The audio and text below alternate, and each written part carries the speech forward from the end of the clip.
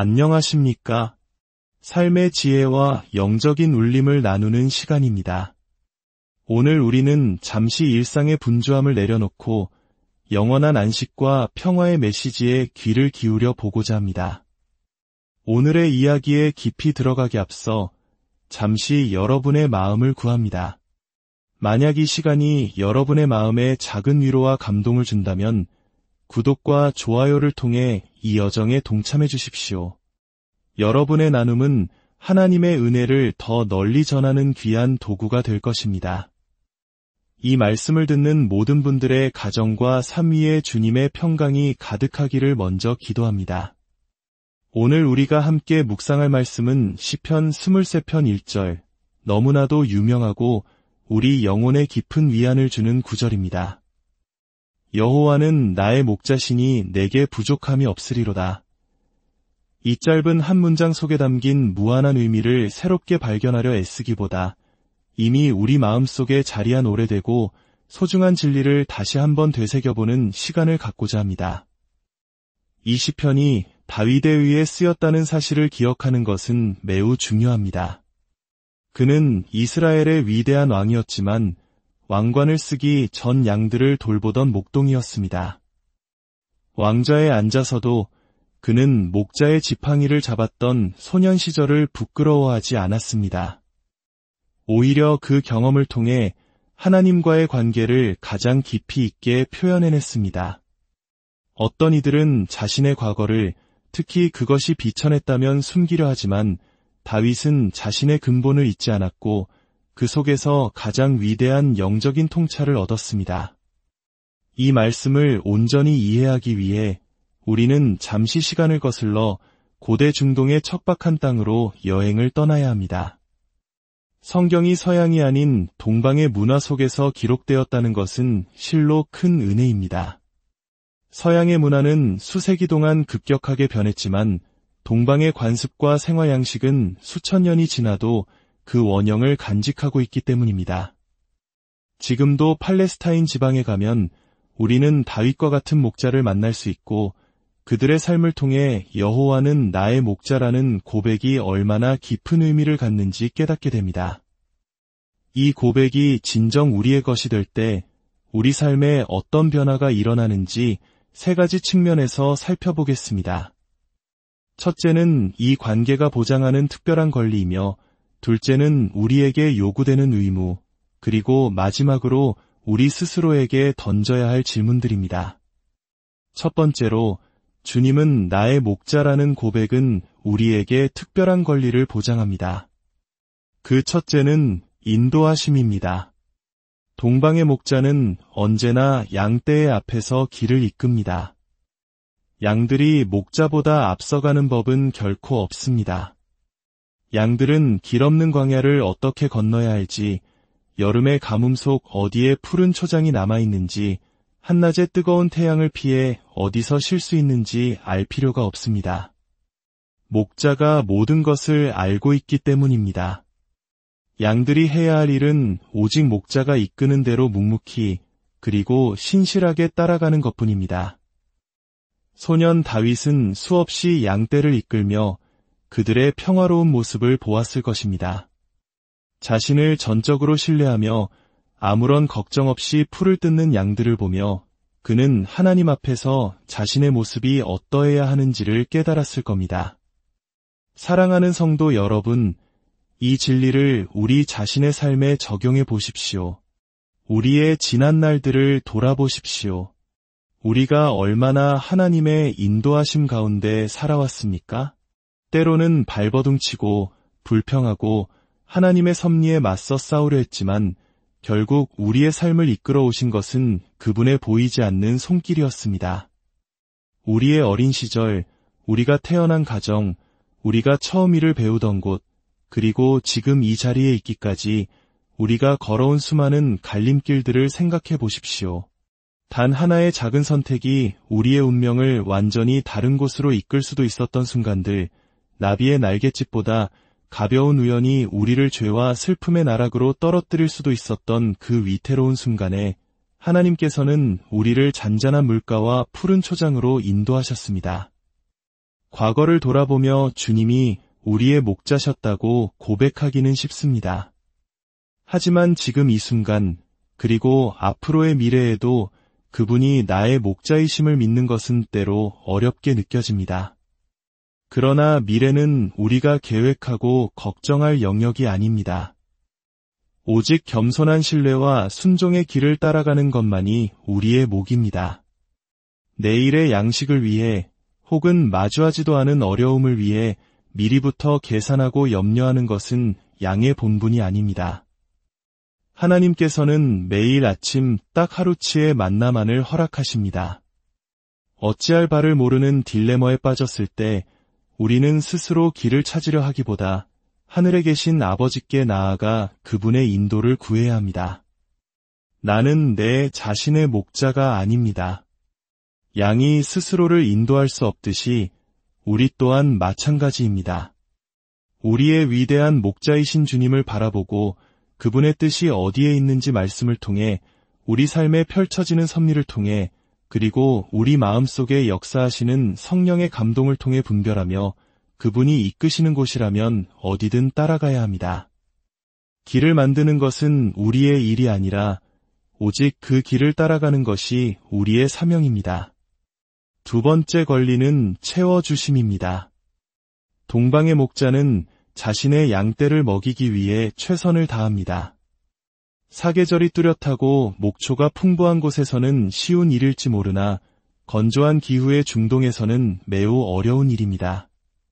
목자는 여름의 가뭄이 오기 전에 겨울의 추위가 닥치기 전에 미리 양들을 먹일 곳을 찾아다니며 생각해야 합니다.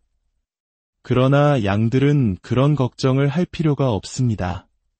그저 눈앞에 풀을 뜯고 발치에 물을 마시며 평화롭게 지내면 됩니다.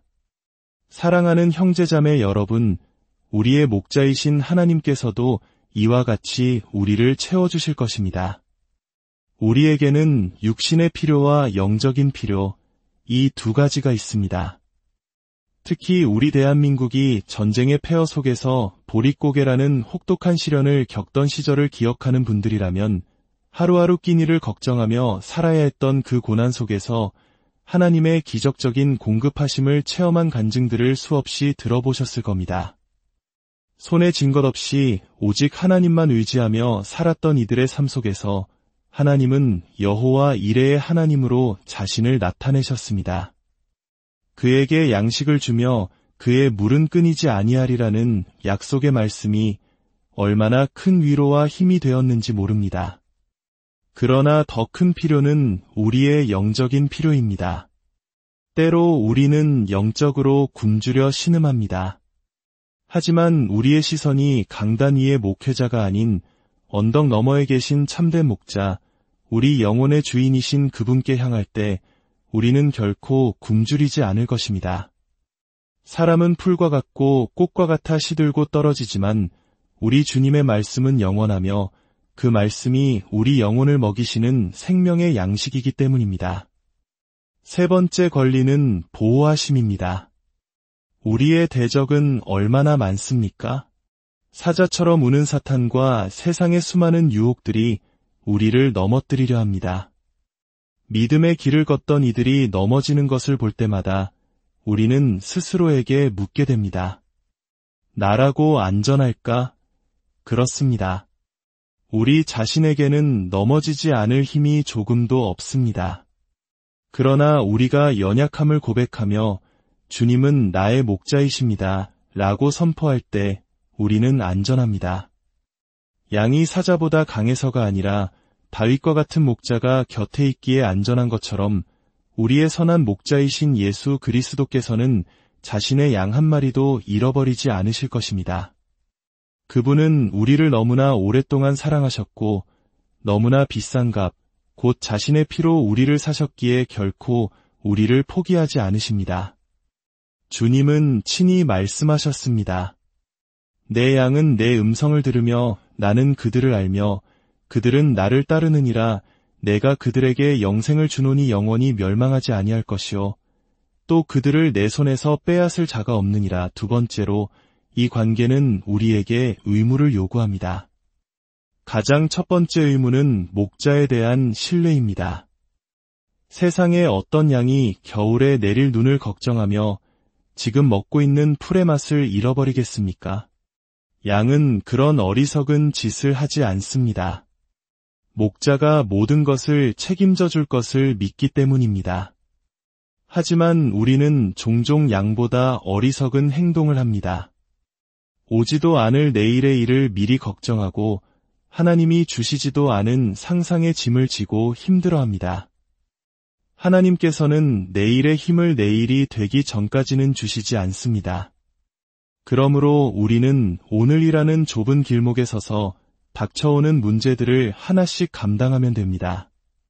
그럴 때마다 하나님의 은혜는 우리가 넉넉히 이기게 하실 것입니다.